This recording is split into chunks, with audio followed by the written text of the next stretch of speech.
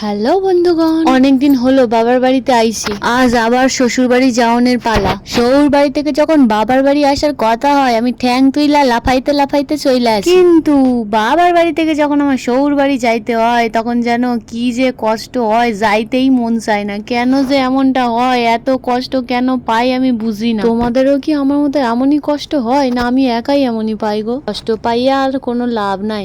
বিয়া যখন করছি, শ্বশুর বাড়ি তো যাইতেই হবে। এই স্টেশনটা কোন স্টেশন কও দেখি? এই স্টেশনের মধ্যে এত দোকানপাট দেখছো না, আর কয়দিন পরে আর কোনো দোকানপাটই থাকবে না। আচ্ছা, সরকার যে নতুন নিয়মটা করিছে, তোমাদের কার কার ভালো লাগছে আর কার কার খারাপ লাগছে অবশ্যই কমেন্টে জানিও তো। এই দুপুর টাইমটাতে ট্রেনটা সেই ফাঁকা থাকে, আমার যাইতে এত ভালো লাগে এই দুপুরে।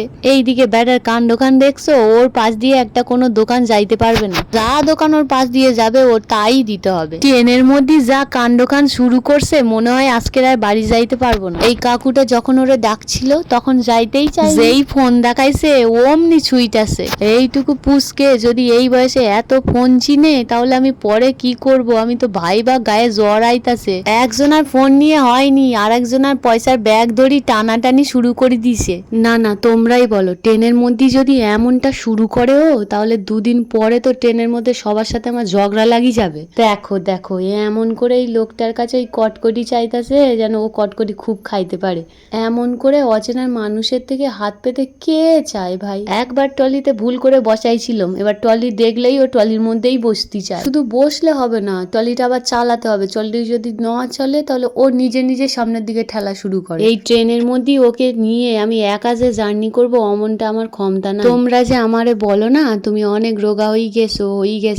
হ্যাঁ, আমার শরীরটা খুবই খারাপ হয়ে গেছে, আমি অনেক দুর্বল হয়ে গেছি। ওই জন্য তো বাচ্চারে নিয়ে একা একা কোথাও বেরাইতে পারি। তোমাদের কি বলবো, বাড়ির লোকই আমার শরীর দেখে কখনো একা সারতে চায় না, বলে যে ট্রেনের মধ্যে কোথায় মাথা ঘুরা পইরা থাকবি, বাচ্চারে লইয়া কেমনে যাবি। ওই জন্য কেউ না কেউ দিয়ে যায়।